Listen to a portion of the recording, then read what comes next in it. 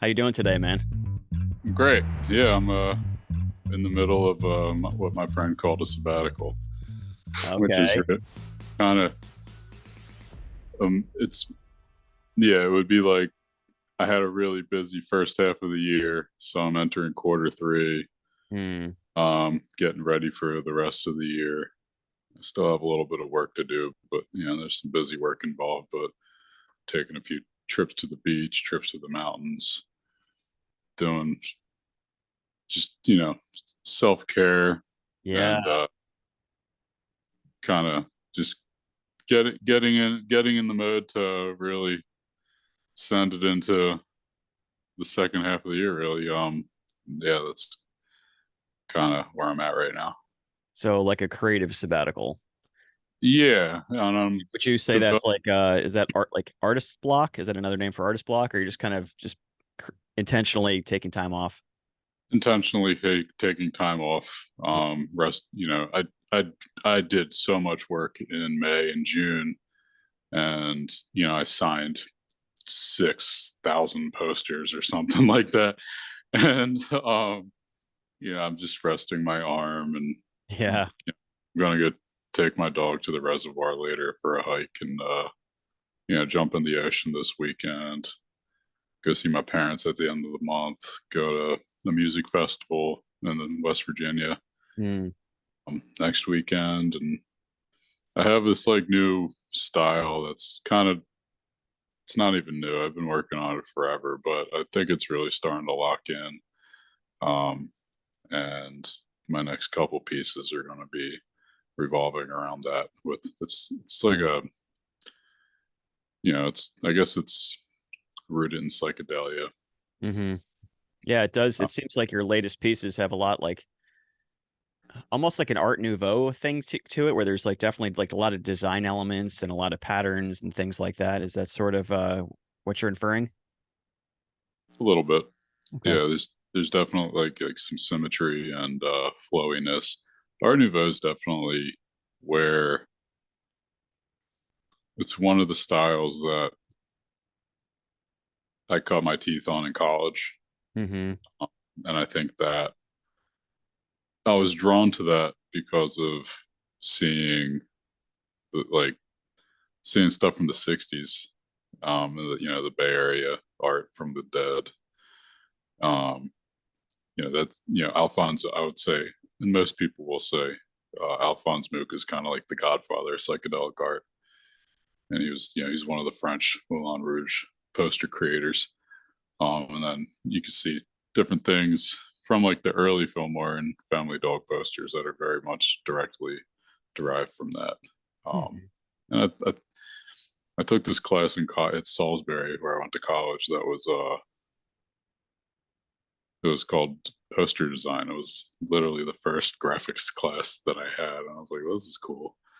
And Art Nouveau was like the first assignment I had from my teacher, and I don't know, it just kind of went from there. And then the two projects later, I'm working on something for doing a research paper on Rick Griffin. I'm like, well, there's no accidents, you know? Yeah, yeah.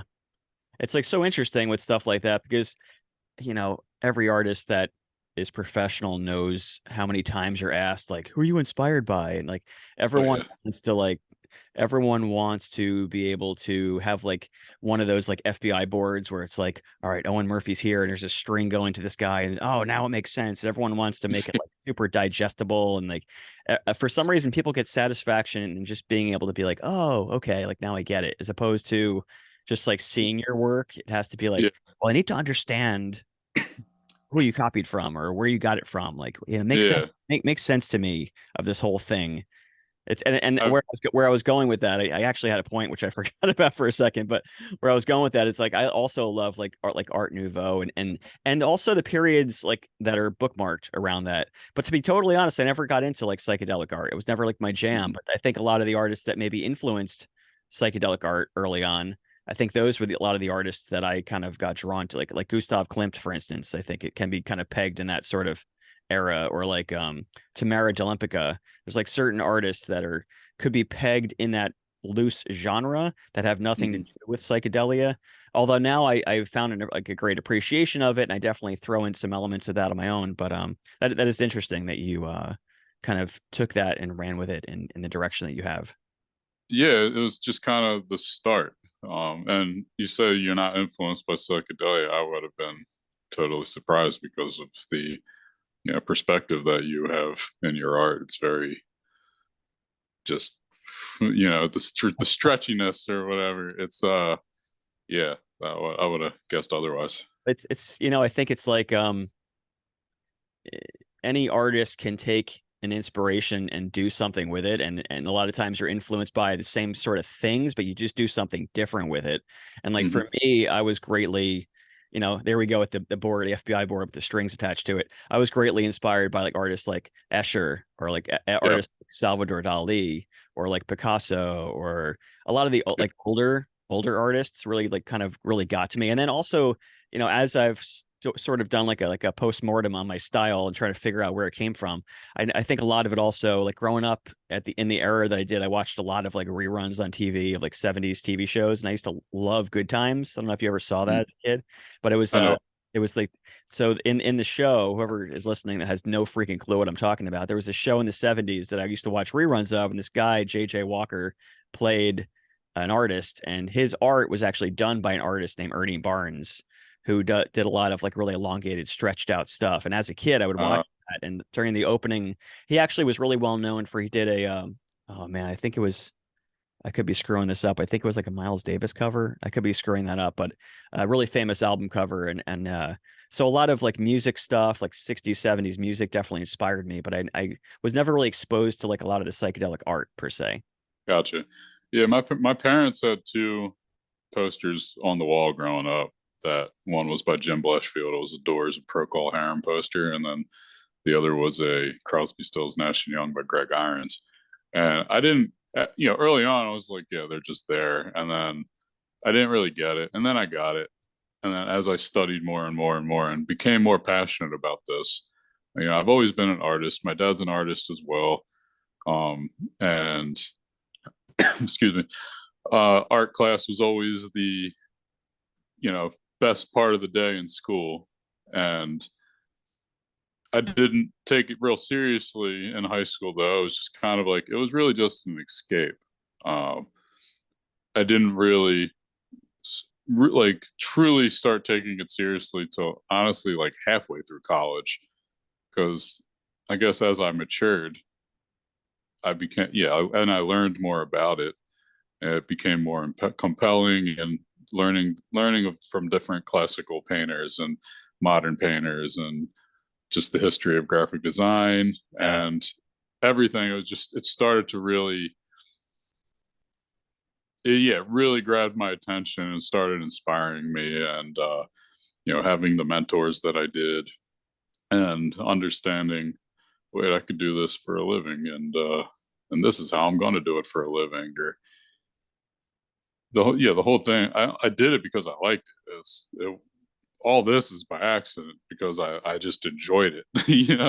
Yeah. um, Going from a full time job, and yeah, that was kind of a tangent. I went all over the I don't place, but I don't really, I don't believe you. How about that? As far as it being an accident, like none of this stuff is by accident, right? Like, yeah, maybe that's the wrong word. yeah, I mean, Um, you clearly had, well, first of all, having a mentor as a father who's an artist is like, just that's such a leg up in the business. It's so hard to just for people to wrap their brain around. Is it even possible? And so you had that paradigm sort of broken very early. It mm, always seemed possible to you. It seems like. yeah, he was he still is. Yeah, he's a hustler. He worked worked in the casinos in Atlantic City to get benefits and pay bills and stuff, and then he was doing house painting, regular paint the wall white, but then he was doing faux finish murals. Mhm. He was painting fence post statues of lifeguards and firemen and old salts, and he started doing Jerry Garcias. And you know if somebody, there would be like custom jobs where if somebody was a chef of a restaurant, that would be that and the likeness. So he's just an incredibly creative person, and now he's gotten back into doing his own thing for a passion. You should see some of the stuff that he's doing. I love it. That's great to see. I'd love So to. we Where can people find your dad's work? I'm trying to get him onto like social media, but Mm, he's kind of old school. yeah. So we'll figure that out. Is there a Maybe I could send similarity? Is there a similarity in style at all? maybe a little bit on the cartoon side of things, and using line and shape, but he's kind of taking his own approach. He would take me to art museums as a kid. Like the Philly Art Museum was the big one where early on I was turned on to Picasso, and then he had the most epic bookshelf at his studio of, oh man, he had like a whole stack of old heavy metal comics and different like Frank Frazetta, and he had Escher and some of those old fantasy artists. He did a lot of airbrushing when I was young. So I got to there's one guy, Craig Frazier, I think was his name, that I got to meet when I was younger, and that was really cool. Just being, I guess, immersed in that world, and then having having my dad teaching me like, oh, look at that tree kind of looks like a face, or going in nature and kind of doing, yeah, like just looking at things differently than literally. Literally is great, but then bringing some abstract idea out of it, I think that's what shaped my mind, to what it is. I want to know, is there a body of work from you that we, being on the outside of social media looking in, don't know about? Like, is all of your style, is all of your attention creatively what we see on social media, or is there work of yours that maybe it just hasn't made it out, or maybe you're intentionally not showing everyone because it doesn't go with what you're doing, and it's kind of weird, Hmm. confusing for people, or is the poster work we see, is that pretty much like, does that encompass a lot of your vision? Is that most of your focus? That's what pays my bills, Right. and I do enjoy it. And I love my peers and who I work with, like the other poster artists. It's a very tight, I would call it a tight knit community. It's great going to those poster shows and talking shit and bouncing ideas and whatever. I I just built a studio on my property, and that's allowed me to like literally finished it the beginning of this year, and that has allowed me to stretch out and spread my things around and make a mess. And I have some boards that I'm painting on now, using some like using paint markers and spray paint and stencils, and that's allowing me to just mix things up. Um, it's all very fun, and it's the way I kind of started doing these, and eventually I'm going to reveal them, when they're in a place that I want them to be. But these just allow me to, like, at the end of the day, I'll usually work from like 12 to 8 on like my job, and then at 8 o'clock I'll put everything down, and I might smoke a bowl, or like, and get energy out on this board with a marker, and it could just be nonsense. Yeah. Most of the time it is nonsense, just to get layers down, and then I'll take like the one recently, I guess I was working on it like last month or month before that. I just spray painted a board of like MDO board, and then threw some stencils on it, and then I took my paint markers and just started writing my thoughts down on the board. But I wasn't, it was really just doctor scribble. It didn't, I was like, nobody's going to read this because I'm going to cover it up. I'm just getting the intention out of the tip of my marker to get the excess energy that I have at the end of the day onto that board. And then from there, I just kept going and going, and then filling in different cells, and like the cartoons made from the paint markers, and it started taking form. I'm like, wait, I like this. This is fun. This is just different, mixing it up. It's more for me than it is for anybody else. And so I'm definitely going to be taking that further. And when I really reveal that to the world, I'll do it. But for now, it's just a creative exercise to have fun. And I think one of the goals I've been telling myself this year, and I need to write it down more, but by the end of next year, I would like to be like half of my work to be my work. I don't want it to have to say, Dead and Company or Billy Strings or whatever band I work with. I want half of it just to be, this is Owen's work. This is Mhm. this is what these are the ideas he had, and this is, yeah. That's where my head's at right now. Yeah, the reason I asked that is because I feel like as artists, we're almost like songwriters, where I think of like someone like Bob Dylan writes this amazing song, and then like so many people do covers of it in like completely different styles. And I feel like as air quotes songwriter, as an artist, as a composition creator, as you are, I feel like a lot of your compositions are super cool. A lot of your ideas are so cool. And I was just kind of wondering if you ever have or want to take those to a different medium, because I could see some of your pieces definitely being large paintings, or maybe some of your pieces you might spend 3 times as much time on it in a different medium, and just to see what it might look like. And as a poster artist, you're definitely limited by like timeline, by dimensions. Like you said, like you're working with bands who have expectations, and quite often it's like a manager or someone that's kind of like maybe nudging you in a different direction that you might normally go. So I always find it interesting to understand where an artist's mind is, if the limits were taken off, if they were all removed and you can just go free. And also, I'm asking because I kind of came at things the opposite end. Like I'm a fine artist more. So for me, like painting is more my Yep. natural thing. And then I've been slowly learning how to translate that into 6, 7, 8 color, screen prints, which is a very hard thing for me as an artist. Because for me, I'm Yeah. very much like, I just want to have paint and do whatever I want. And now it's like, okay, I have to think in layers, and it's been a challenging, fun, and torturous process to kind of go at that in the reverse way. Yeah. So I totally hear that. You work from the back to the front. I work front to back. And I start with the line art and then fill all of the colors in and then get the perspective if I'm putting some kind of, depth into it. Um, I do want to paint.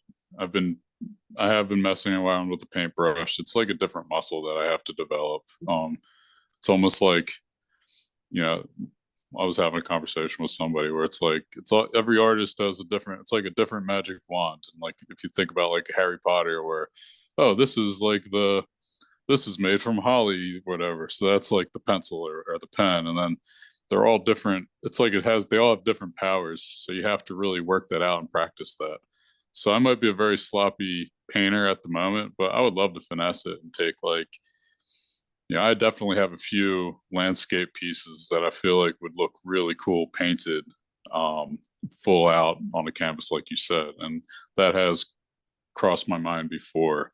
It's just a matter of taking the time to dial that in. Uh, yeah, that's Yeah. What does your if it's consistent enough to even talk about, what is your process like? I know for me, people always want to know that. It's one of the cliche questions everyone gets, but I'm asking it as a fellow artist, not just a goofy fan that wants to ask you the same question. For me, I really want to understand, because for me, like my process is all over the place. Like sometimes I really wish I had more of a algorithmic recipe type of a formula the way I create. I think some artists have, and I'm almost jealous that they have like a step 1, 2, 3 process. Whereas me, it's kind of like it's different every time. Sometimes it starts with lines, sometimes it's composition, sometimes it's like a concept, and sometimes it fluctuates between all of them, and then eventually it lands somewhere. But quite mhm. quite often during the process, I'm like, I have no idea where this is going. I don't know if this is going to work. Am I spending all this time in a tangent and it's going to go nowhere, which sometimes it does? What does your process look and feel like? So before the sketch phase, before I like put out like, sketch something out and send it to somebody, that's kind of all over the place. So the inspiration itself is very much lightning in a bottle, where I Mm. could be at the like the supermarket, and look at like a piece of fruit or whatever, and like, oh, there, Totally get it, there it man. is, or like, like I said, I'm taking my dog to the reservoir later. A lot of my ideas come there because I'm unplugged, and then I'm just kind of part of. I just kind of I let myself go, and I'm able to clear my mind. It's a very meditative um state that I can get into when I'm just sitting in nature by myself, away from everything, and just listening to the birds or staring at the water. That's a big muse for me. And I'll bring my sketchbook, and I'll doodle some nonsense. It might just be some scribbles and everything. It could fill a whole page of what looks like spaghetti. Uh, and then I might see something in that, oh, you know what, that works. Let me crop that out and save that for later. And then all around that's just nonsense. You just scribbles. Um, or I could be at a museum, and I know a couple months ago I was at the Philly Museum again for a was I at the I don't remember what I went for, but I was really captivated by the Monets, and looking at that and seeing the way he colored things, and like that, that's another thing that could happen once the sketch phase comes in. All my doodles are and thumbnails are very tiny. They're like this big on my page. So when it comes time to blowing that up, I'll take reference photos and put together a composition that kind of makes sense in Photoshop, just to get all the sizes and everything. Okay, this is where this needs to be, and then from there I'll do a very loose contour sketch. That's it's sloppy, and often before, like a while ago, clients would be like, okay, can we get a little bit more definition in there, and then I can go in and do that. But now I've gotten pretty, I guess I'm trusted, so they're like, okay, we know what's going to happen here. And then I'll take that sloppy sketch and then actually draw directly over that sketch. And that, it starts with the line work, and then I'll figure out some colors, and throw in the highlights and the lowlights and all that kind of thing. The coloring is actually the hardest part. Yeah, 100%. I think for me at least, the coloring is a very hard part. Plus, also, if I do start out with a pretty refined sketch, a lot of Yeah, times I spend a lot of time racking my brain of like, okay, well, I have this composition, I have this sketch, but it's like, is this meant to be outlined, or is it meant to be yeah. filled in with the color, and the lines that I drew are actually just keeping the color in place? Or maybe sometimes I'll spend a lot of time doing this elaborate outline only to realize that I should have like approached it in a completely different way. Yeah. And I'm like, oh Jesus, I thought I had this worked out. Like I'll spend hours and hours working it out. And as I'm putting in the color or as I'm refining it, I'm like, I should not have outlined it. I should have done the opposite or whatever. I should have used a different technique. How do you work with that? Luckily, digital is very forgiving, Yeah. and it's easy to erase. But yeah, so there's that whole element of it. I do love. There's like, I think there's magic in putting just ink to paper. There's more intention there, I think, and you could see it, and you could feel it when you feel the paper. Even with paintings, you could see that it's very tangible. Mm. Don't get me wrong, I love digital, and it's fun. I have a lot of, and doing the whole screen printing process and seeing a poster completed fresh from the printer. It's like it's a great feeling. Um, I do want to get back into we'll call it analog methods, Mm. um, especially now that everything is going digital, and AI and all that stuff. I'm I want to kick it back to, okay, I've figured this out. Now let's figure something else out. It's, I guess it'll be more like, it'll start as like a hobby. It's almost like a rebrand. It feels like, um, it's not, because I have a collector's base, and like I have a Facebook group there's like 3,000 people, and they're great. It's like it's the only part of Facebook I even like. To be completely honest. Uh, but yeah, figuring this new figuring this new thing out and developing that muscle to get it to where I really want it to be. That's the journey that I'm about to set foot on. Speaking of like social media and Facebook groups and all that kind of stuff, it brings up the topic of like running a business, making a business out of all this, and having the support from clients, from collectors. What does your, let's call it a team, look like? And what is your, how do you sort of structure your business in that? How much, or do you give work to, let's say, collectors or people that are like into your work? Do you kind of assign, or are you open to that with taking the large amount of work that you have and letting other people run with it? As far as, do you have people that help you know which products to put out, whether it's a pin or whatever else, or do you have people that help you with social media? Because it's a massive undertaking to do the types of things that we do. Between like social media alone consumes so much of my time that it makes me want to throw up thinking about it. How do you handle the massive amount of like social media marketing, newsletters, managing Yeah. groups, yada yada yada? How do you deal with all that? 'Cause for me, it makes me like nauseated. Like I have so much like stuff I have to do, and thank God lately I've been having a lot more of my people help me with stuff, or starting to come forward and do that.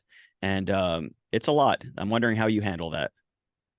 Uh, my Facebook groups, I run it, and luckily it's not it doesn't need much to run. It's, I'll post my work, I'll post some updates. If somebody wants to sell a poster they have or they're looking for it, they'll do that. It's kind of like it's its own like self-regulated entity almost. I have a friend who helps me out if there's like if a question needs to be answered, or like if he doesn't have to do much. It's the same guy helps me pack orders when I have like if I do a large drop, and like this past Saturday he rolled 300 tubes, and From yeah, it's wild. Yeah, and then I have a couple other guys who help. They'll prep the tubes, so we'll knock it all out in one day while I'm printing out all the labels, doing all that stuff, and sometimes I'll work while they're doing that. So I have help in that department. Mhm. As far as like my Instagram or any of that, like that's all me. Um, I did just start working with a guy for targeted ads on a couple things, and it was successful. And I've been working with him for a while, so I knew his background.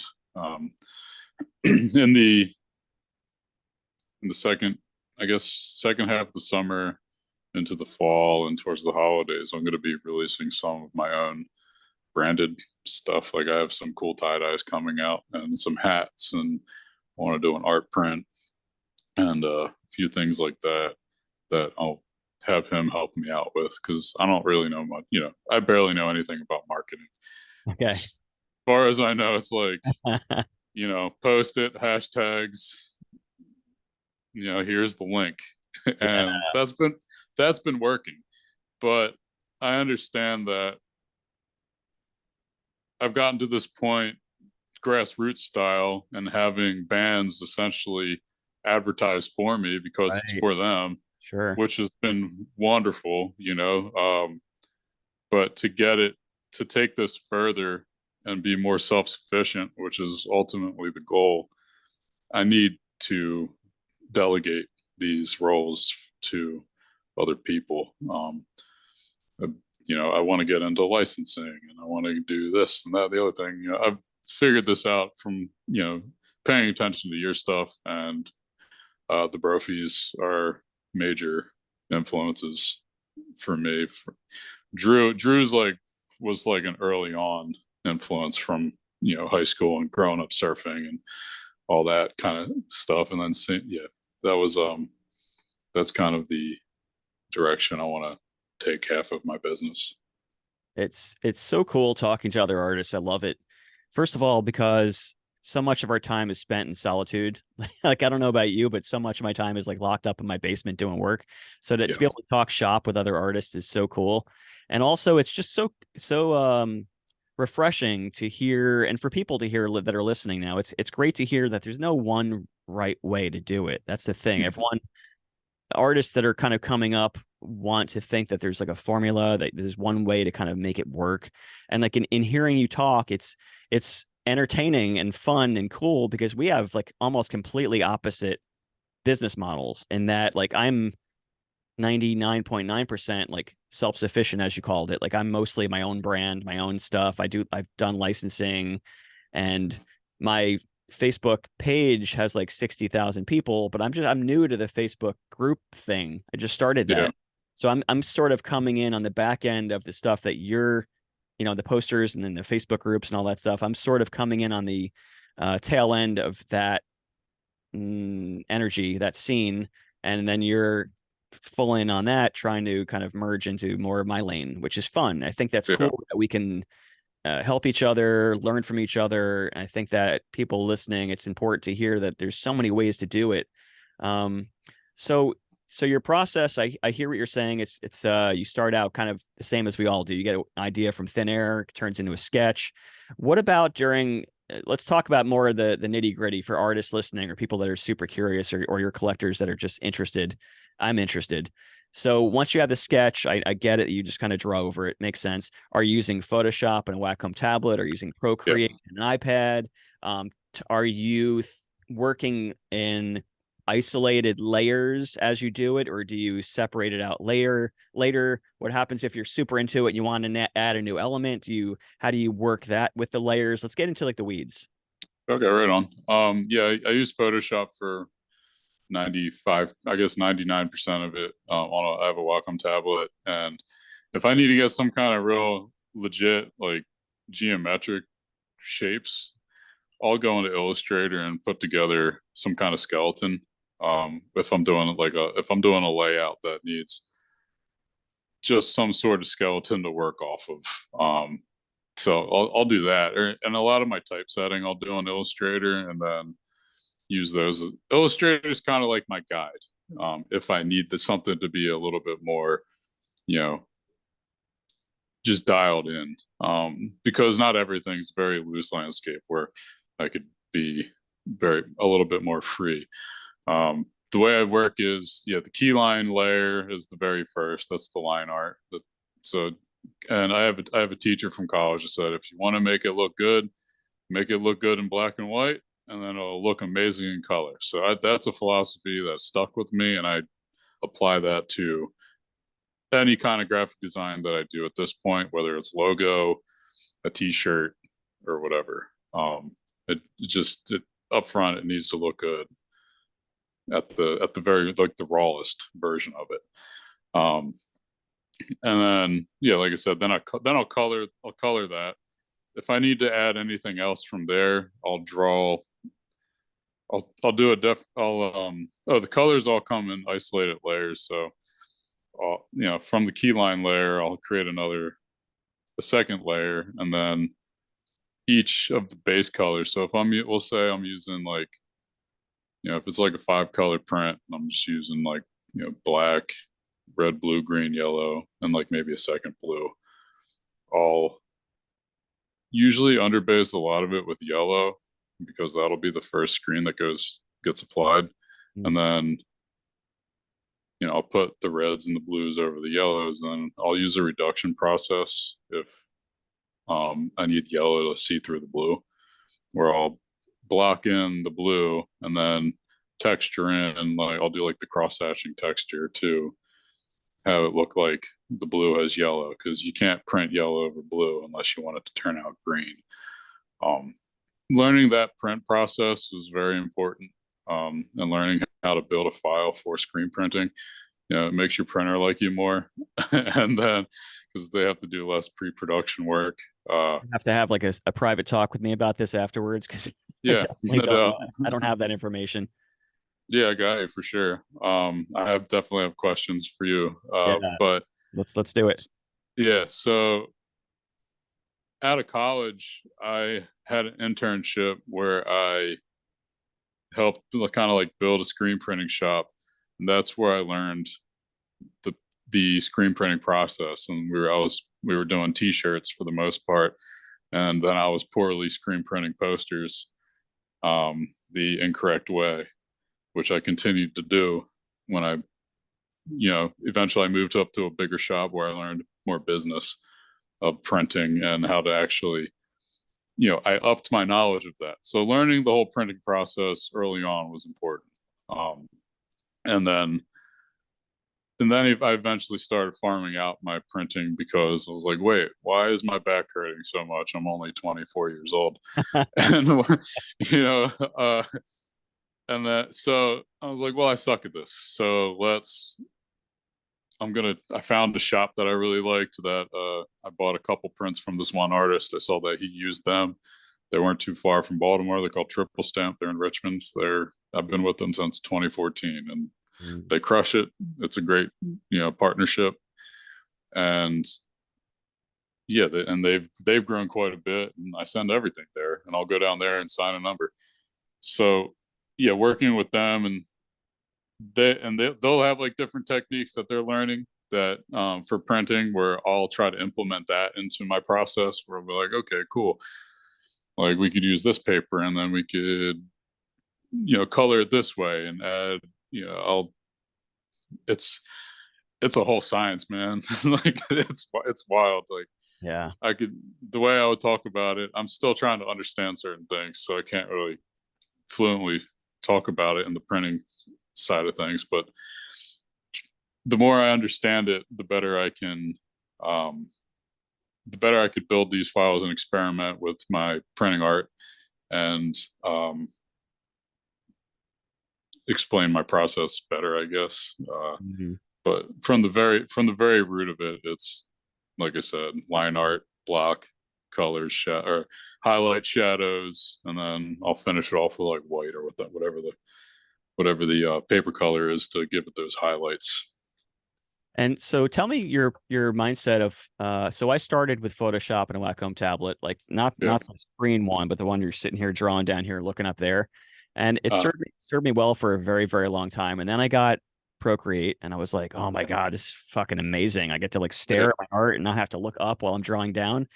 Yeah. Um, are you using like a Cintiq? Like and Yeah. why and okay, so tell me why why not just use Procreate? Tell me what the process is in your brain. I Procreate on Apple, on the iMac, or the iPad. I tried it out. I just didn't like how it. I don't really like the response and the sensitivity. The Cintiq, where it's a big, the big screen. It feels like I'm drawing on paper, and then Photoshop. I like all the options that it allows, and having it plugged into my computer. I'm using a more powerful machine, so I could have 17 layers, Yeah. and then eventually consolidate those down to 6 when I want to send it off to my printer.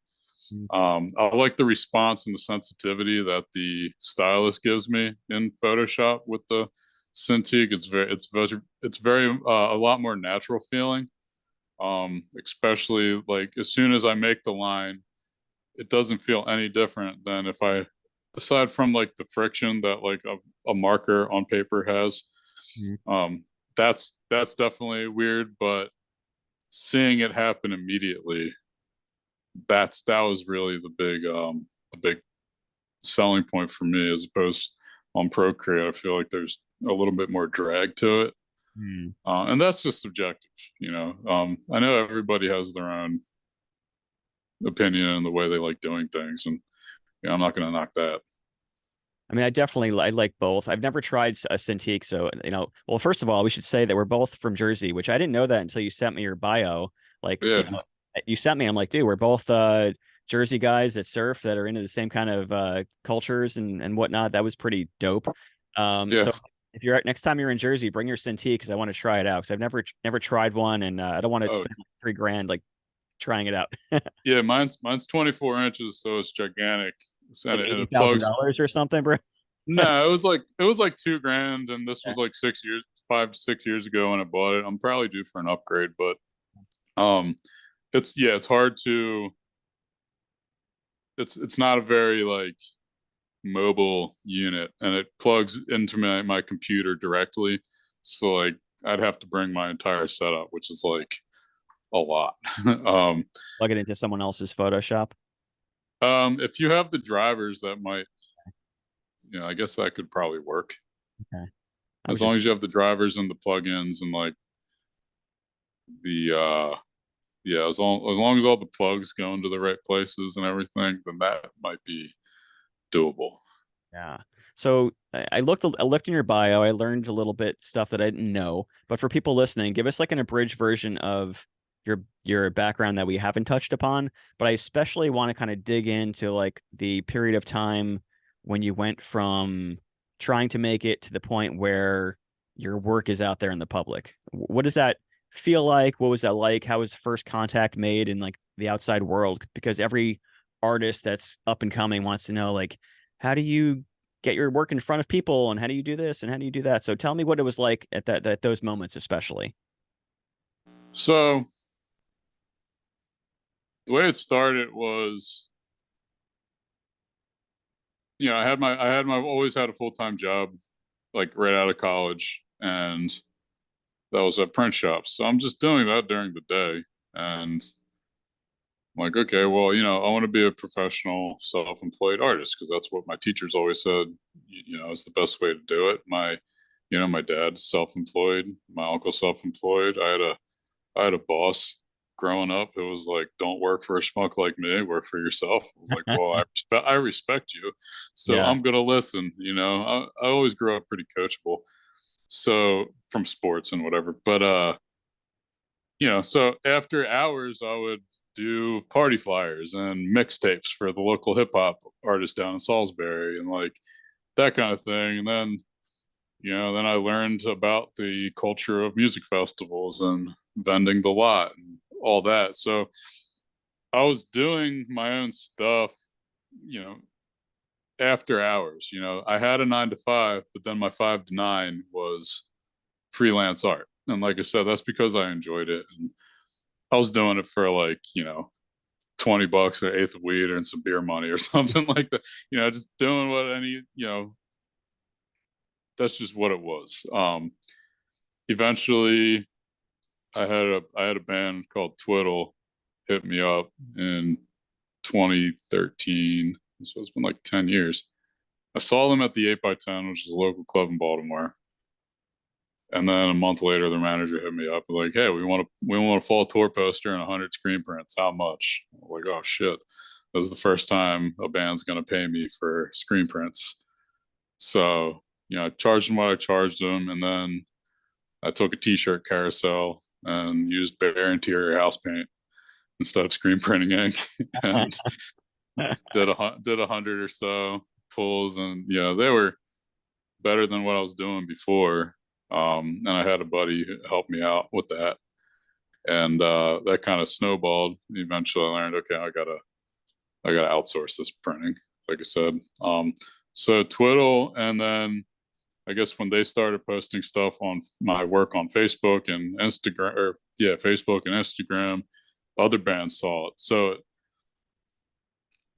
the first band I worked with they were called Pigeons Playing Ping Pong. They're a local Baltimore band, and they had me doing stuff, and then from doing stuff with them, more local bands had me doing stuff, and I was doing it for free because they can't afford it. So I'm like, yeah, give me tickets to the show and let me sell like 25 digital prints at or whatever. That's and I'm only doing this because I'm copying what older poster artists said. That's how they started. So I'm like, okay, well, this is how it's done. If they're doing it and they're hitting a certain level, that's how I'm going to do it. So the monkey see, monkey do. So that's the approach I took, and then from there, a festival, like small festivals, and then it's all word of mouth and just seeing that. And this is all happening while I'm working a full-time job. So like I said, 5 to 9. Once I get out, I'm on my light table, and then eventually I bought a smaller Cintiq. And this just snowballs. And I'm watching what other people. I watch what the older guys are doing, so I keep doing that and asking them questions and listening to them because they're smarter than me in this uh, community. And then also having in me to just put myself out there and ask, like, hey, here's my work. I put together like a small, like, one sheet, like a PDF with like 5 of my 6 of my posters on it with my contact info. Like, here's my work. I would love to work for you. Yay or nay. And if it was a no, okay, cool, whatever. Mm-hmm. On to the next one. So it was kind of like a numbers game there. And it was really reaching out to artists that I liked and I was inspired by. And at the time, it was mostly jam bands. And that's still, for the most part, who I work with. And also because they do the most screen prints and art and jam bands, kind of like there's this cool coexistence in like where the cross section of that. Rock, there's other rock bands and more mainstream stuff that I also listen to. Like my catalog of what I listen to is immense. But it seems like I was able to actually build a career in the jam scene, and I'm incredibly grateful for it. So yeah, I guess it just snowballs. You just put yourself out there and snowball. Learn to take no as an answer. Don't get butthurt over that because that's life.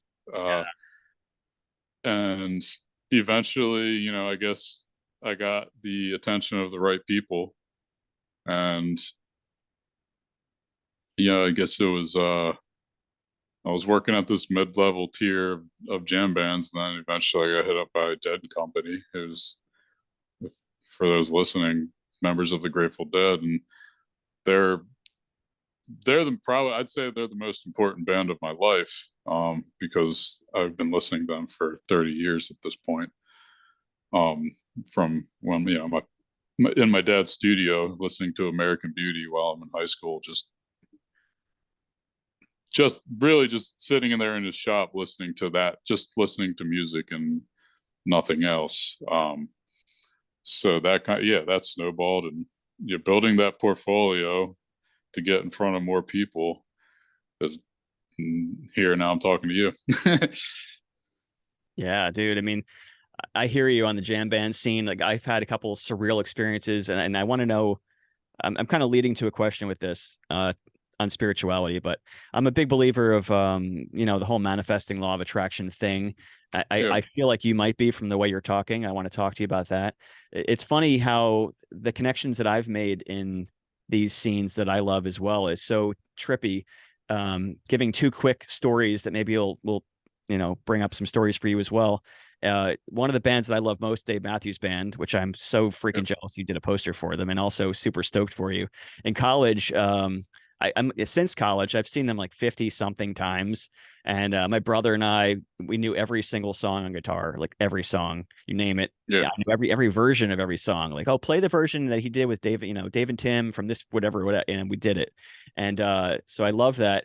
And then years and years later, after being super stocky and creepy with the band, lo and behold, I connect with Stefan, the bassist from the band, and he invites us to, backstage to see the show. And I bring my, at the time, 10-month-old daughter to her first concert backstage with Dave Matthews Band because Stefan was a fan of my artwork. And I'm like, it's crazy how the universe works. Another one, which I'm leading to this one because this is the one that brought me into your culture, yours being like, the whole rock band gig poster thing was very new to me. And I was selling my artwork on canvases and limited editions and doing licensing. And I got this order from this guy Peter years ago, and he was a guy in California, ordered one of my canvases to put over his fireplace. And as rarely but sometimes happens, UPS screwed up and it either got damaged or lost. I don't remember. And this guy Peter messages me, oh, whatever, it was lost, damaged, I don't remember. And I sent him out a new one very quickly. We started chatting, got along really well, and lo and behold, this is Peter Raspler, one of the managers from 311. And so that's how I ended up getting my first 311 poster gig, which got me Yeah. to other posters that I've done. But it's amazing how the universe works when you sort of put it out there. And do you have stories similar to that where you manifested maybe a certain band or a certain scenario or anything like that that pops in your head as like a whoa moment? Yeah, I currently have those. The Dead was a big one. A couple, a really funny one was last year. I did a print for Interpol, but I'm not like super familiar with Interpol, but the opening band was Tycho, who's like kind of a soundtrack of my life. Mm. And I was down in DC walking at the wharf. We were going into, I think, like it was like a Green Sky Bluegrass show or something. And I look up the marquee board. I'm like, this is in February. Look up the marquee board. I'm like, oh, Tycho and Interpol. I wouldn't mind doing a print for that. I shit you not. Like 10 minutes later, I got an email. Dude, It was I love wild. that. Yeah, it was. People like knock on the whole law of attraction thing. I've seen people say, "Oh, it's bullshit, it's woo woo," but you know what? I've had so many experiences that are far beyond coincidence. Yeah, it's like that's one of them. I'd have to think about. There's other ones that are like that where we're okay, like all good music festival. That was my first music festival, and I was selling lot t-shirts for that one and the year after that. That was my kind of my yeah, that was my whole entry into this and realizing, oh, I can make art for a living doing this, like band merch and all that. Now I'm doing a print for their festival that's next weekend. It's at the printer right now. It's the one in West Virginia called 4848. It's just putting yourself out there and putting the work in, and just you can say grinding. It's a grind and it's a roller coaster. But I think as long as you could handle it and you show up, the inspiration is the lightning in the bottle, but sitting down and doing it every day, that's the discipline. And discipline's probably one of the most important parts of this like equation of becoming an artist. And having the discipline to like know and like, if I'm going out to shows, like I'm not drinking out at shows anymore. I'm not getting blasted because I might like meet somebody that I need to talk to, and I'm still having fun at these shows because I love the music. That's important to me. I'm finding inspiration in the music. So I might be halfway through a jam just listening, and I might be a little stoned or have a coffee or whatever. At this point, that's kind of where I'm at. And I'll get an idea in the middle of that song. Um, where was I with that? Yeah, Yeah, that's you're just kind of talking about how like kind of serendipitous moments happen and how I think where you're alluding to is you're kind of saying you're leaving yourself open to those opportunities and you don't want to screw yeah. that up by not being fully present. Yes, exactly. Recognizing a good opportunity, or if somebody's full of shit. There's going to be a lot of people out there that are full of shit, or they're not worth it or whatever. But yeah, recognizing good opportunities and reading those interactions and those moments properly. But like I said, most importantly, having the discipline to know when to put in the work, and know when to go have fun. It's important to have fun, because the old saying, all work no play. But it's if you want to do this, you need to take care of your mental space and stay aligned, and have all your, if you want to prescribe to those theories. Some people do, some people don't. But yeah, being aligned with yourself and keeping your head right. That's really important. But before I forget to mention this, you mentioned the Dead a few times. I actually got to see the Grateful Dead with Jerry back in the day, which was like Nice. freaking unbelievable. Yeah. That leads to no question. I just wanted to say that. But what you were saying about discipline, it's so important. And the advice I'm about to say, I don't always follow, to be perfectly honest. But a lot of artists think that you need inspiration to create, and I think that you don't. I think it's more pleasant to be inspired to paint or to draw or to create, but it's the discipline of knowing what your end goal is, whether the end goal is monetary or whether the end goal is like leaving a legacy or whatever your goal is with your Mm-hmm. creation of your work, whatever your medium is. I feel like that discipline, the fact of doing it anyway, whether you want to or not, Yep. that's the path forward. And that goes true with being an entrepreneur. That goes true with your nutritionary habits. That goes true with like your fitness routine. You don't wait around and feel like, oh, I'm not motivated. I don't feel inspired to work out. No, you get your freaking ass in the gym, or you get Yeah. your butt in the chair and start drawing, or get yourself in front of the guitar and start playing, whether you want to or not. And it's something I don't always follow because sometimes I'm like, I just don't feel like it. But it's something I try to aspire to try to force myself. That being said, I'm procrastinating on a lot of projects that I should be doing, but it's just, you have to sort of have a moral compass focused somewhere. So you realize when you're off track. Yeah, I mean, we're human, so we're gonna. I mean, I think I'm currently off track with my exercise, but you know, there was a time where I'm going to the gym 5 days a week and then eating really, really healthy and all that. And then life gets in the way and knocks you out of it, and then eventually you just get back on that wave and you know take the surfing metaphor. You fall off the wave, you get back on your board, you paddle out again and ride a new one. It's that's a philosophy I carry in life, and that's a big one. I live in Baltimore now. I can't surf as much as I would love to, but that's still a life philosophy that I learned from that, and I try to remind myself of that all the time. Got out in the water yesterday and had a fun I'm session. jealous. Uh, One of those things that I go long periods of time where I don't surf just because well, first of all, I'm in Jersey, and as you know, it's like it gets really good, but then in between being good, it sucks for like, long periods of time. And Yeah, I also have three little kids, so it's like I can't just drop my work and my fatherly duties because the waves are good for an hour or two.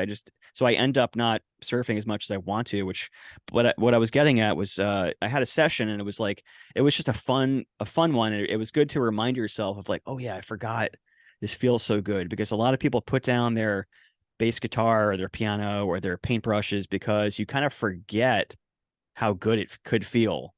And yeah. you have to sometimes step away, but then when you get back to it, you're like, oh my God, I forgot how magical this is. How often do you find yourself like in the zone, whether it's the zone, like take a few hits and you find yourself in the zone, or you're working and you're creating, like how much of it is like pure intuitive in the zone work, and how much of it is like color theory and academic knowledge and just tricks up your sleeve and formula driven work? Obviously, it's a mixture of all those because we all have to have that. What would you say the combination is for you? Where does it start out inspired and then it ends up we're like, all right, let me just go through the motions, or is it fluctuating back and forth? What does it feel like?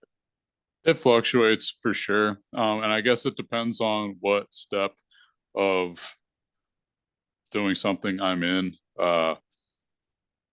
If I'm out in the woods just doodling, I'll get into a flow state where I'm just putting it out. The main thing is if I'm just purely getting energy out or putting my emotion out onto the paper without thinking about anything, that happens a lot.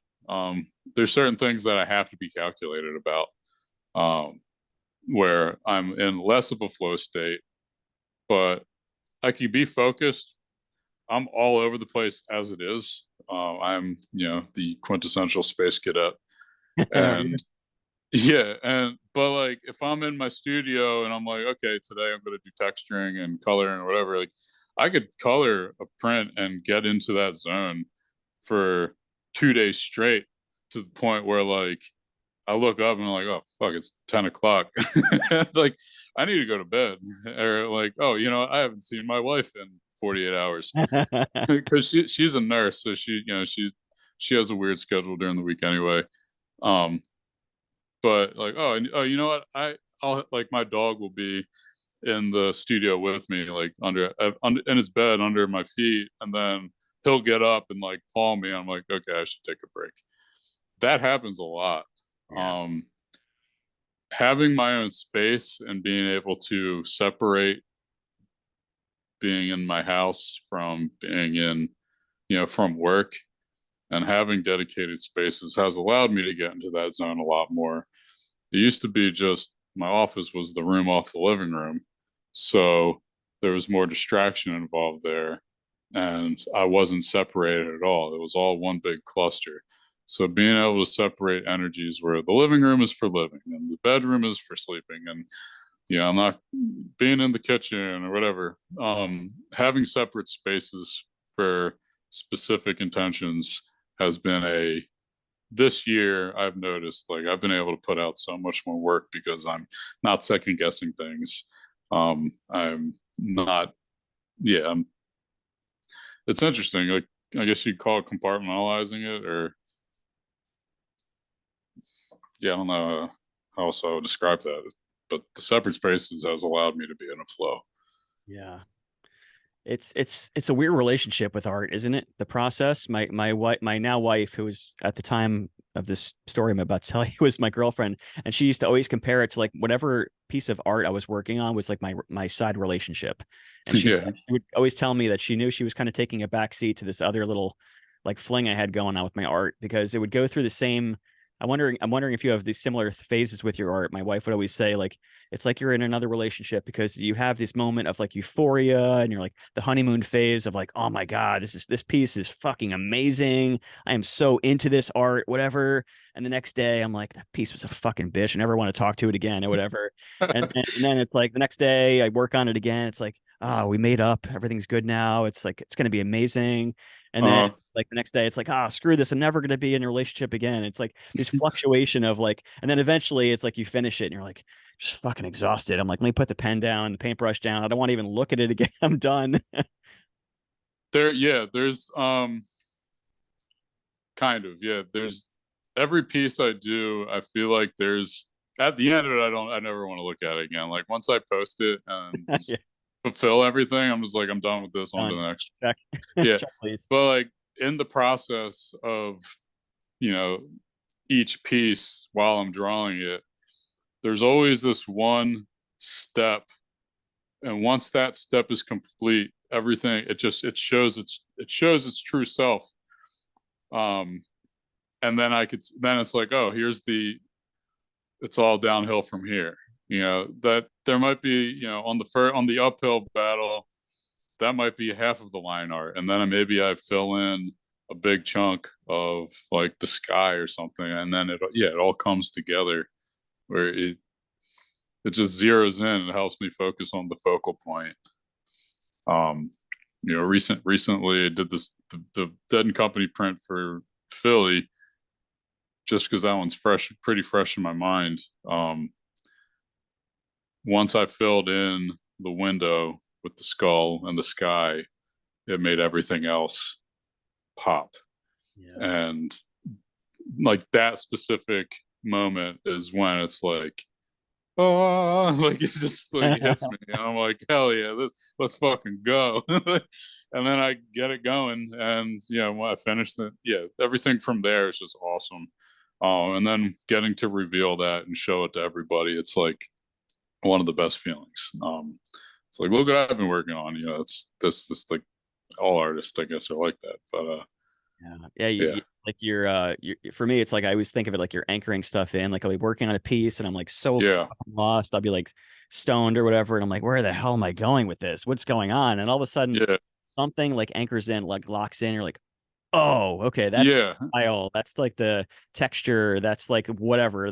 That's the whatever. Something like there just locks me in. You're like, all right, everything's supposed to be like this. And then Mm-hmm. often, sometimes it'll like I'll go there. I'm like, oh, I actually was wrong, but it brought me to like the next like path. Art is so weird because you have these moments where it's like the best feeling on the planet Earth. Like there's nothing that's better than creating art. But then you Yeah. have, at least I have these moments where during the process, I'm like, this is the worst experience ever. There's nothing fun about this. And it's like it's a weird pastime because I feel like a lot of people have hobbies or aspire to have things that they love. Like people are like, oh, like my twin boys like love basketball. Nothing about basketball they don't like ever. They love basketball. And Yeah. people have these things or surfing, whatever. People have these things and it's like I just love to do that. And like art, it's like every artist I talk to, every musician I talk to, it's like, yeah, there's parts of it you love, but then there's parts of it that you despise. And I feel like that's what makes people like us or professional musicians for that matter professional, because it's like even just you do it despite having moments where you hate it, whereas I think most people will work on a piece and hit those obstacles that are torturous and just stop because like, well, this is no longer fun. And for us, Hmm. we're like, I don't give a shit if it's fun, you just gotta do it, like you're committed to it. Yeah. It's in the creation process. There's never really a part where I'm like, oh, I don't like this. I look at it like I'm solving a problem, like a word problem or a math problem or whatever. It's like it's a puzzle. Yeah, that's a puzzle that I'm putting together. As far as like the part that I like less is really the business side of things. Like, I don't want to do my books. I don't want to go over finances and budgeting and all that shit. I just want to draw, but I got to do that because you gotta pay taxes and like do that kind of thing. But as far as the creation itself, like I love it. It's I found it's I would consider it my purpose, and at this point in time, I don't know if something might come up 10 years from now where I'm like, oh, this is what I'm supposed to do. But I love every bit of the creating of what I'm doing, whether it's just drawing with pen or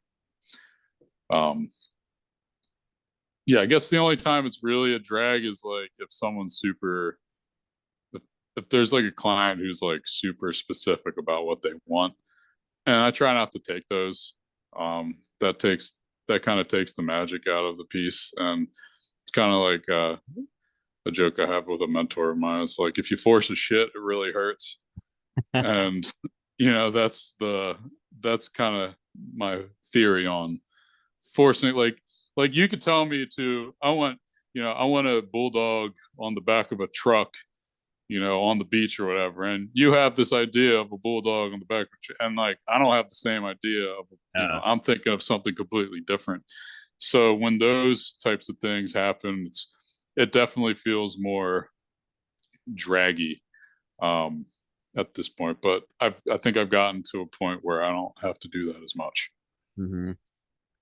I want to. We're gonna have to wrap up pretty soon, only because my wife has to take a meeting, and I have three kids upstairs that need supervision soon. But I thought it would be kind of fun to at least get close to wrapping up with perhaps like a shoot the shit kind of a session. So I was thinking I definitely have a couple more things that I selfishly want to ask you, and Sure. you had implied earlier that there was something or some things that you wanted to throw at me. I thought that would be kind of fun, a fun segment for our All podcast. right. So selfishly, I want to ask you, since we know each other's work, and I I would very much like to do more, work with posters and get more into the scene. Can you be my bro and coach me through on what you think I'm either doing wrong or I could be doing better as far as getting my work in front of a lot of the bands that we mutually both love?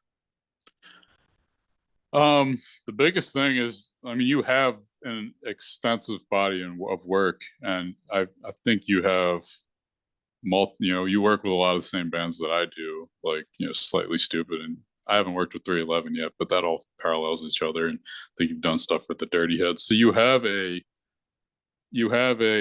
portfolio there. Really, from here, all it is reaching out Yeah. and hitting the management up or whatever to say, hey, here's what I do. Um, a lot of those people that you work with, they are all managed by like a merchandise company. So those merchandise companies, you're probably working with account rep, and those account reps work with other bands. So you could say like, hey, you go to that account rep, say for Slightly Stoopid, like, you look at other bands that you might want to work with on their um in that company, and just ask like, yeah, I'd love to work with this band. You think you could you know, forward my work to them? Yeah. And that's how I got most of my stuff. Like, that's really it. The networking, it's all, a lot of it's networking, and your work speaks for itself. So Bro. that once you get the networking down, like, that's everything from there. Yeah. Yeah. I have to make more time to kind of immerse myself in the cultures because I Yeah, love seeing like your interactions online. It seems like you have amazing fans that have great energy and your work yeah, is awesome. I love that.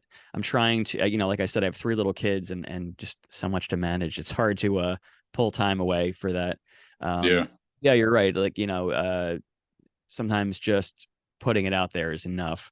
But I feel like also getting in, like you said, you go to poster shows, things like that. I don't do any of that stuff. Not because I don't have Oh, interest. I just, it's so hard to find time as a dad and whatnot. yeah. The poster shows, this is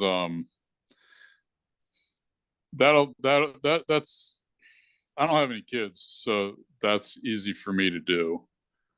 And it gives me an excuse to travel and hit different towns. So right now, that's been a way to connect with people who collect my work, or it's been a way to get some people to learn about my work, or get to connect with other artists. So that's a big that works for me right now. I don't think I do many of them right now. I'll do like two or three a year. Okay. Uh, I do get a little anxious in crowds like that, but I just deal with it. I figure out how to navigate that. Yeah, So I tend to it's not not like necessary. crowd. Yeah, I'm not a Yeah, it's not necessary for you to do. You don't have to do that. I'm just, I guess it's helping me work on my um just something I'm trying to work on. Meeting with people and shaking hands and all that stuff. Um, but as far as getting the work that you want to get, like, you're already doing it. To get more of it, yeah, it's just the networking. yeah. That's all you got to do. Yeah. It Yeah, I got sounds simple. I got to I have so I was mentioning before I have like a newer Facebook group and I've got some people that have become more active in it that are so Yes. cool with me and Oh helping me yeah. sort of like navigate and just get some of the things done. And it's awesome having people believe in you that are like, hey, I dig what you're doing. I want to be a part of it all. That's not to be understated. That's just amazing when good humans connect with music and art and want to help. And people listening, if you're into Owen's work or my work or a band or so your neighbor does something creative, it's so important to like put yourself forward and not only help, but also it's a great way to network. Like if someone has a certain skill and you can now help someone with it, you're building your portfolio as well. So I think it's Yeah. like good energy. Um, I don't know if I'm not putting you on the spot at all, but you had mentioned before, like, oh, I want to like talk to you about some stuff. Is there anything in your head that I can contribute back because you've been so like generous with your time and your insights in this conversation? If there is, cool. If not, no worries. I mean, I mainly had some questions about, like, getting into licensing and all that. I think that's a much bigger conversation than what we're going to be able to cover here. Yeah. Yeah, like I've seen you've been doing it. You've talked about it, and I was listening to the podcast with Maria and Drew, and then one with Chris Dyer from a few years ago, who's another artist that I really like. Yeah, kind of branching off into that, my art. I want to, because you do your art, and then, like you said, like, it's the opposite for me. I'm I guess I'm gonna ask for advice on, like, how to take the time to create it, or I guess I'm like hitting a wall where it's like, it's so easy for me to just take on client work and pay the bills, but spending like 30, 40 hours drawing something to maybe flop. It's like Mm. I just need to get over myself, get out of my own way. But I have this whole body of work where I have the rights to it, and there's, I want to be able to put it on, hit up some company and put it on an endo board or other things like that where I can have residual income because eventually, I'm not going to want to do 30 posters a year and grind on that. I want to be able to actually take a little bit of a break. Not that I'm ever going to retire because I'm an artist and I have this fountain of ideas coming out and I'm always going to have to get it out of my head. But yeah, I guess having methods to collect that residual instead of living project to project. You know what? It's so interesting. And I think people listening, whether you're an artist or not, are probably going to take various insights from hearing us talk about this. But there's so much similarities on the side that I'm on because a lot of it is networking and reaching out. Like the advice you gave me is sort of the same. But that being said, like I'll say this as a blanket statement first. Licensing can be great, but Mm-hmm. I've lost track at this point. I've done dozens of licensing deals ranging from like I have my own line of surfboards, I had multiple lines of skateboards from various companies. I had at one point like this like weed vaporizer that I had my art on it that I was licensing to. I had my art on like those packages of emergency, the vitamin powder. And so I've done like all sorts of crazy stuff with licensing. And to be perfectly honest and vulnerable and transparent, only a few of them have Mm-hmm. been financially like, whoa. A lot of them were like, cool. Like, even in talking to like Maria and Drew, I feel like there's probably similarities in that it's the way you structure the deal. And like Maria and Drew in their pocket and me and mine have done things parallel. And then we've kind of like traded notes over the years. And it's funny how we kind of have similar vibes with the stuff we're doing. A lot of it is in like the deal. So I think what's important is always make sure, as a blanket piece of advice, always make sure you're doing deals where you get some sort of guarantee up front Yeah. because the promises of like, oh, you're going to sell X amount of products and you're going to get $1.50, whatever it is per item.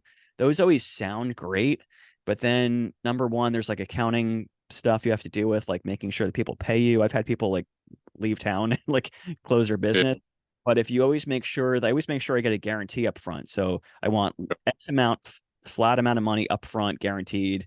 Sometimes Yeah. I apply that to future royalties. And then if it's like a cool product, I want X amount of products either for myself or X amount of products that I get on my own that I could sell on my website so I could kind of make money that way too. So I think the more you layer licensing, the better it is for you. Okay. But I feel like when you said, "Oh, I don't really feel," I think you said something along the lines of like you don't feel confident of like putting 30, 40 hours a week into a piece of work. What if it doesn't sell? I humorously feel similar with posters in Yeah. that like luckily my first poster ever was with 311, or I shouldn't say first ever. I did something for Citizen Cope, I did something for other bands, but my 311 poster I did first was like my first like big poster. And it was one of those deals where we're not going to pay you anything up front, but you get a box of posters you can sell. And it was like a roll of the dice. I'm like, I have no Mm-hmm. idea. And it ended up selling out in like 20 minutes. And I was like, oh my God, this is amazing. But then since then, I've had some experiences where they don't sell out. And it's like, shit, I just spent all this time making this piece of art. And now I'm sitting here looking at a box of like unsold posters on my shelf. And it's like Yeah. that crappy feeling. So for me, it's the same thing, but I feel like with my own work, I like being in control of it as far as I can market it my own way, I can sell it my own way, I can sell it on canvas, then I can make it a limited edition on paper, and then I can maybe make something else out of it. I just Okay. like being in control of it more, and for me it feels more of a gamble, like the poster side of things, which is like the opposite comfortable level, I guess. you know Yeah.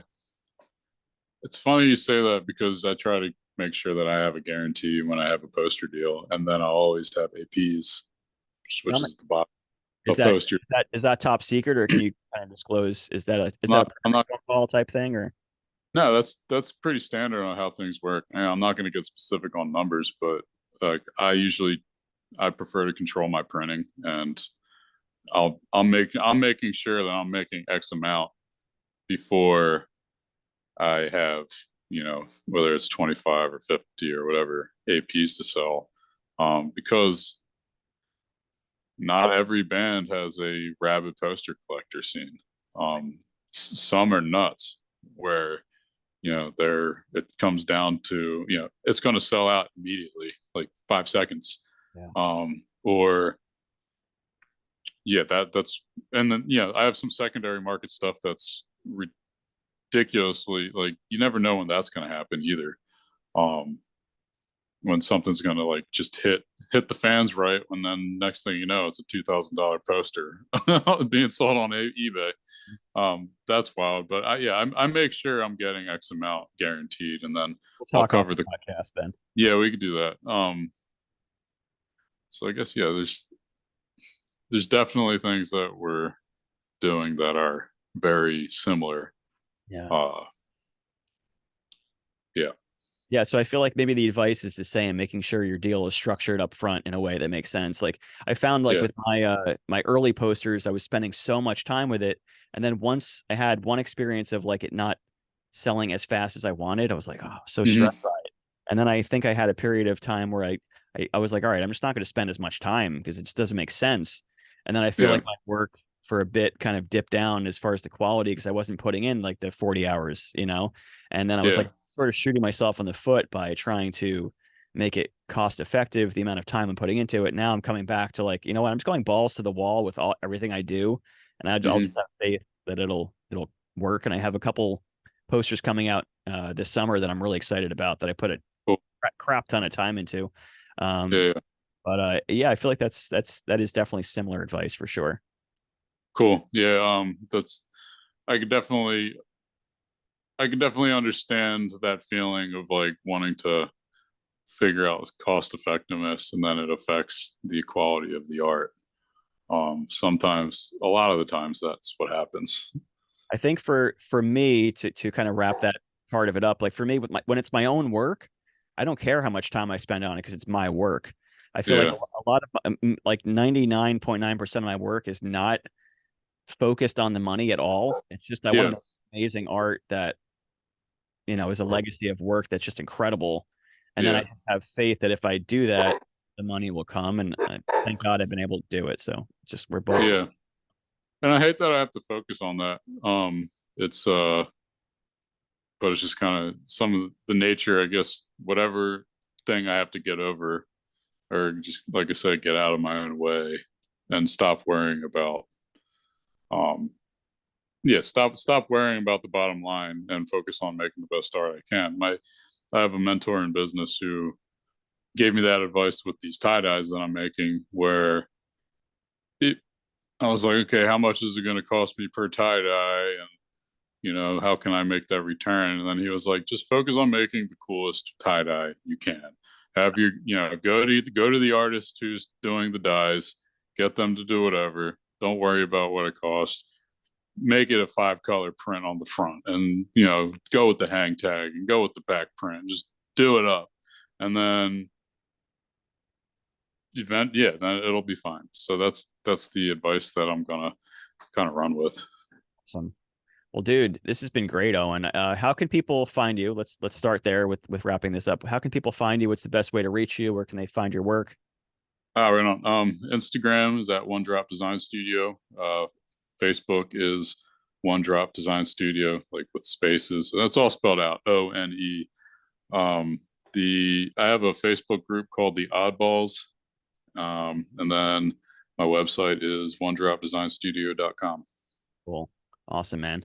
Yeah, that's awesome, dude. I appreciate it. This is a great conversation. It was like a long time in the making. We've been following each other for a while, and I'm really glad we had this opportunity to kind of shoot the shit over art and the Yeah, weird cultures that we're both involved in. We're both really fortunate and just excited to have had this chance, man. So thanks, Owen. I appreciate you having me on. Yeah, brother. All right, cut. We're All off.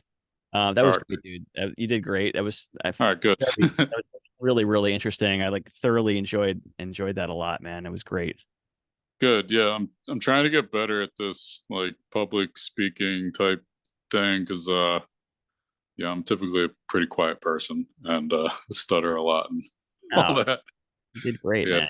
You did. awesome, good. Um, yeah, I whether it's sometime in the future, I'd love to talk numbers with you because, like I said, that at three, Yeah, like with Slightly Stupid, I they always pay me up front, but it's not like a yeah, huge amount of money to be honest with you. I mean, we probably should talk numbers because I could probably benefit from yeah, it. And with 311, they've always just been like, here's a box of posters, and that's all I get. And what yeah, should I be doing? What should I be doing? Because I feel like it's not. It's either when they sell out, it's fucking great, and I feel like I'm doing awesome, and then when it doesn't, I'm like, this is just a waste of my time, you know? yeah, yeah. Okay, so most bands work um the same way, where and then there's other bands who they just offer, it's like a uniform deal for everybody. The main way that I do it is a I'll charge a art fee, which is typically 750 to 1,000 Mhm. just for the upfront art. And that's non-buyout. Like I own the rights to almost everything that I've done, Yeah. except for Dead and Company. But they pay me an ungodly amount of money, which like I'm trying to figure out how to replicate that for next year, which is what I was talking about. Great. Um, yeah, so yeah, it'll be an upfront art fee, and then I'll I'll charge like $9 per print. So Up you're handling the with printing. I handle the printing. I prefer it because then I get to oversee it. Too many times have I gotten prints from other shops and it's just been fucked up, or I just don't like the colors, or they're all, yeah, I don't know. They can't handle. It's just something I don't know. Or like it's super, You're getting or a box of posters also on top of that. yeah. So and every band's different. Um, but like sometimes I'll handle the cost of my of my APs, so then I could, maybe I only want to get 25 of them because I know I'm going to probably sell five and then sit on the rest of them. Yeah. Um, or if it's a band that I know has a crazy fan base, I'll be able to order extra. There's some bands management who want to control all of that, not so much the printing, but the amount of APs that you could do. Um, or um, or they'll pay for X amount, and that might be in the contract. So like, the creme de la creme is, like I said, Dead and Company. They gave me $2,500 art for buyout. They let me handle the printing. I'm making $2 a print on runs of, the Phoenix print was 2,500 prints or something like that. So I'm making an extra $5,000 up front, and then they're giving me, yeah, and then they're giving me 10. Then they're giving me 10% of the run. So if they get, I think the exact number was 2,460. Okay. So I'm getting 240 prints to sell, and they're paying for it, which Well, is like ridiculous. Yeah, like dude, so, yeah. So like I ended up making like close to 50 grand between the three dead prints that I did. holy crap! Uh, yeah, Are you in getting like a are you getting month. the printing done like wholesale so you can mark it up? Yeah, I get the print done at, like, it cost me $5 or $6 a print, and then I mark it up because they also want me to sign and number them all, which is cool.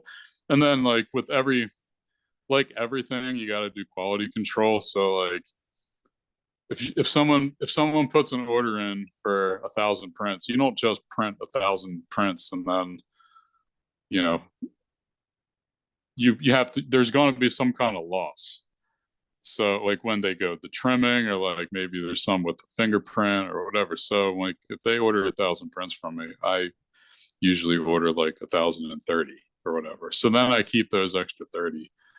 And those are all unnumbered and marked AP. And all is variable on the this is all variable on what the band's deal is.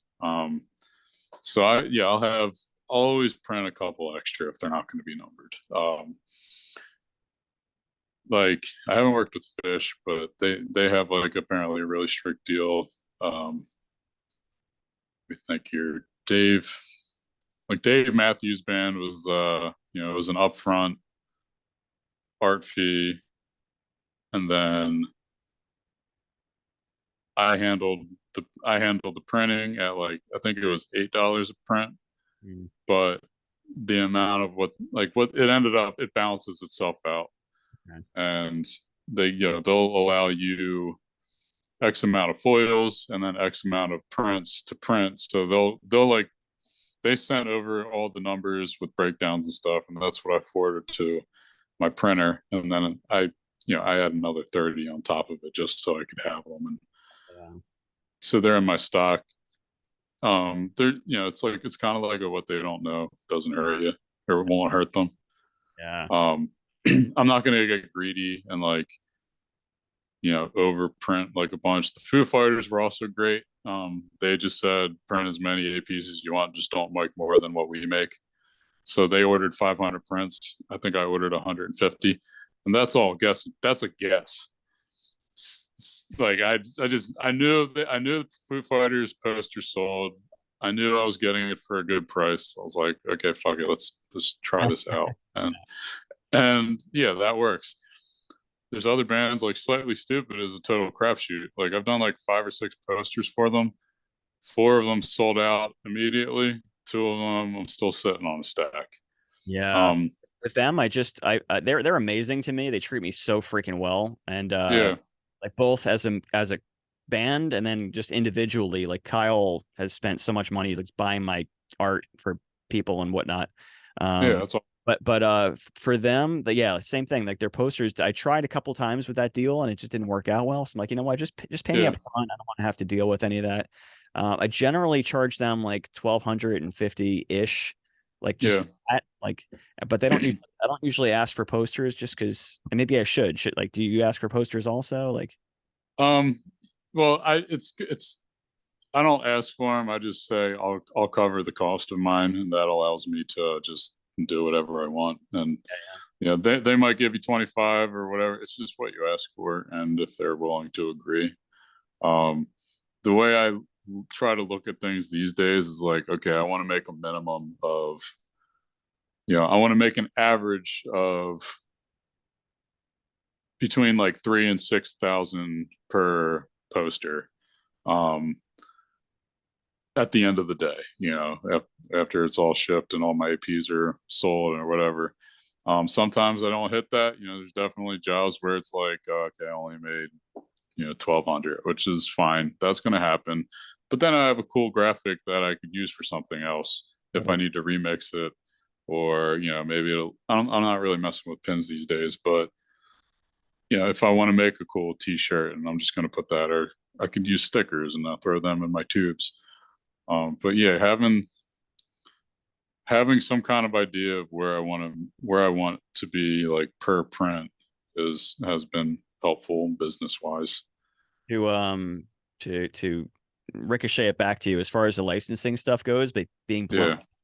the best licensing deal that I ever made took me years to make because I became friends with the longboard company Original, like they make skateboards, and Mm-hmm. I was friends with them, and it took even being friends with them, it took years for them to agree to my terms because I wanted like $1 per board, which was like Okay. unheard of.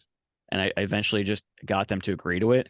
And it got to the point where I was getting like 500-600 bucks a month for like years. And that eventually stopped because like the industry and things changed and the company wasn't doing as well. But while that lasted, that was like by far like the best deal as far as royalties go. And the other one that I did was amazing when I did it with Emergency, the powdered drink mix. They Yeah. paid me like $4,000 just to create the work. And then I also had my name on the package, which was insane. Yeah. No royalties on that one. Indo board, I still have not gotten any check from, but I just got up front. I got like 1,500 bucks up front from them, which was nice. Okay. Also got a box of boards, like a small box of boards, so I can sell on my own or do whatever I wanted with. All Uh, right. Trying to think.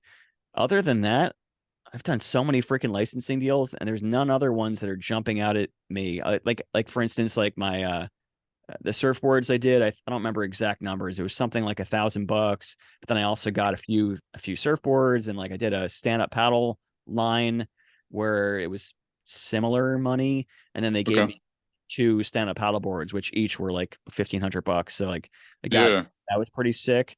Um, But other than that, like the money has not been amazing. And like even though, off the record, Maria and Drew, like even though they're big talk on the licensing thing, it's not Uh-huh. like it's not huge amounts of money. And Okay. it's funny because whenever I talk to Maria on the side, like she's always asked, not always, she's often asked me about the fine art thing, like how do you jack the prices up on the fine art thing, which I'm decent at. And then I often will ask her contractual stuff because that's stuff she really likes a lot. And often Yeah. we're almost always on the same page with stuff. But licensing is good, but I think with AI, I think we're fucked in the long run with licensing type stuff, to be honest. Okay. As far as just purely money goes, you're better off doing what you're doing. Okay. Uh, unless you get some giant thing. If you get some huge thing, it's fucking awesome, But Yeah. I've done like dozens of licensing deals, and I've yet to have more than a few which were like good. Usually it's like it's okay, Gotcha. it's good, it's good lump money. And like you said earlier, it's like the exposure you get from these things is really where it pays off. Hmm. Okay, that actually makes a lot of sense. And I guess it's not far off from what I'm already doing, Yeah, in some 100%. sort of thing. I Look think at it the just same selling, way. yeah, I think I guess just focusing on selling my work and building my own brand is gonna kind of be the way to do it. And Yeah. the marketing guy I started working with, he's like really, he just he's the marketing guy for all the bands I work with. So he has access to like the targeted marketing for every band that I work with, who are also the collectors of my work. Mhm. So I guess when I just bite the bullet and front the upfront cost on like 100 shirts or whatever, yeah, I guess that's just what I need to be doing. I make most of my Yeah. money, the majority of my money comes from like selling prints, canvas prints, fine art prints, things like that. Yeah. Um, so like that's definitely doable for you. Your work is sick. I think you could definitely do your work, in the same style or do it as a painted version and do like prints. And I think you'd use your brain the way you're already wired for that sort of drop Uh-huh.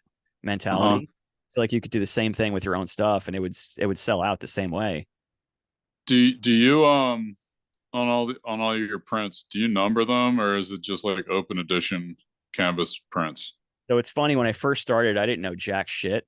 So a lot of my work for the first couple of years, I had no idea what to do. So some of my pieces that are earlier on were open edition or still are open edition because they just always have been. Yeah.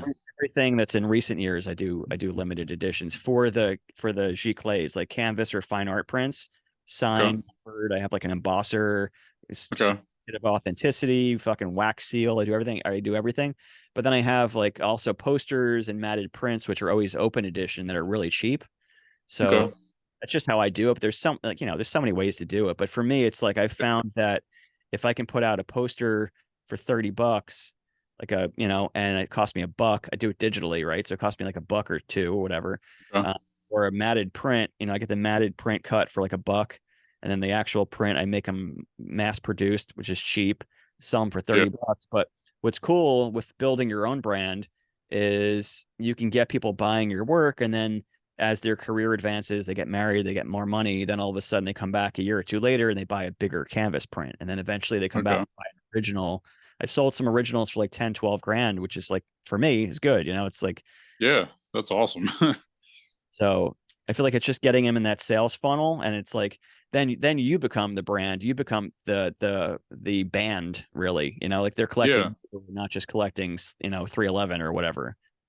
Yeah. Okay. So I guess it sounds like I'm kind of on the right track here, with what I'm doing. It's Yeah. like, uh, taking the steps to do that. I guess when you do a numbered set of G clays or canvas prints that are, yeah, the signed and number stuff, are you printing them all out at once, and then are you just printing it one at a time and then keeping track of what you're, Yeah. I don't have um, like room or I don't want to drop the money on that. It's all yeah, just print on demand. They order a canvas. I have like a yeah, spreadsheet track of which number I'm up to. You know, okay, not put no money is going up front for inventory. I'm not sitting on prints. It just you make a print. It's number 25 of whatever. Okay, cool. And it's just easier that way. yeah, that's a good idea. Like I you need could to you could do get, your same you could even do your same prints and just do it as like a giclée print. It doesn't have to, I mean, I don't know. Maybe your world is different where it has to be screen printed, but like why not just print it like digitally on fine art paper? I don't know. yeah, Maybe it wouldn't work for you. I don't know. But for me, like I it's, can print it on demand, you know?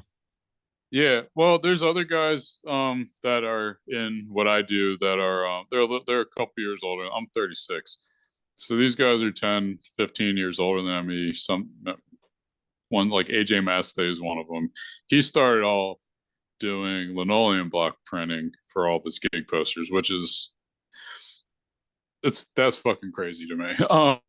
Because of like I know what goes into that, and that's just crazy.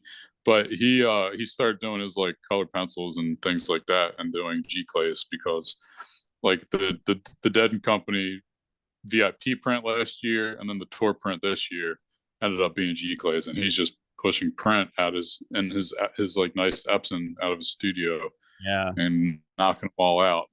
Mhm. And they're vibrant colors and they're beautiful, and yeah, they look awesome. Yeah, and then he signs a number of them, but he'll do a drop with like Bottleneck Gallery in New York, and there are a lot of G clays. He's kind of focused on the G clays this now.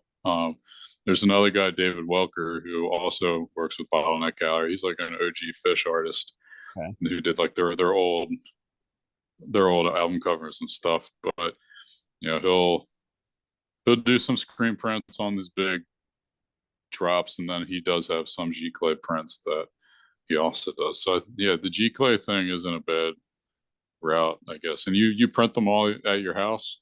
So what's funny is I had a monstrous printer that was like 44-inch wide. I had the whole thing for Mm-hmm. years because I always thought it's more cost effective, right?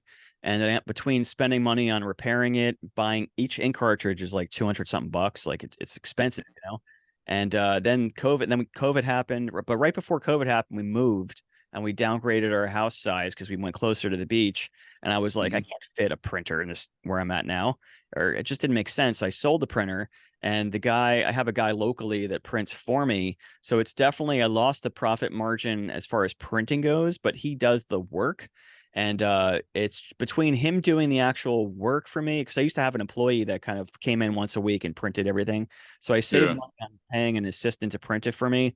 And I'm not having to deal with fixing the printer and buying new inks and all that kind of stuff and buying every single Mm-hmm. size, whatever. And so it cost me more money, but then I just raised the prices a little bit to accommodate. And it's great. I like send him the files like, hey, I need 3 of these, 2 of those, whatever. And every week he'll just like knock on my door and bring me like a finished stretched canvas and wrapped up perfectly, or Cool. like all the prints are just perfectly laid out and perfectly done. And it's way easier. It makes life easier for me. So there's Okay. probably someone close to you that does that. You can, and I worked out a wholesale deal with him. I was like, Sean, I got my own printer. I can either keep doing this or you can give me a wholesale deal. Same thing you do, really, right? It's the same fucking thing. And I was like, give me a deal and then I'll just give you all my printing work and I'll get rid of my printer. And he did. So Cool. definitely much more expensive, but it makes life easier for me. Okay. That's good. I'm like taking mental notes, and I'm gonna write all this down. Keep in mind, if you end up getting your own printer, it's Yeah. great, it's convenient, it's cool, but at least once or twice during the time period that you own it, it's going to break. But I've had Canon and Yeah. Epson, something on it, like the print head, something is going to fuck up, and each time it's between 900 and 1,500 bucks to fix, and Yeah. then I'm not gonna buy my own printer. it's That's not worth crazy. it. Yeah, it's I not. do plan on setting up my own like small printing press, doing like 1 2 color LE 25 screen prints that are just kind of fun to do. Tomorrow, and I did this last year as well. I have a buddy who does lasering. He has a laser engraver, and he cut some stencils for me. So I do this like LE 25. I'll show you here. Got one right here. Got these LE 25. There's a show down near Ocean City, Maryland, Cool. and I just spray paint stencil, like low effort, but then I'm just gonna donate the profits to a humane society. But Awesome. yeah, that's just those are just for me to have fun and just like stretch my brain a little bit and get something out there.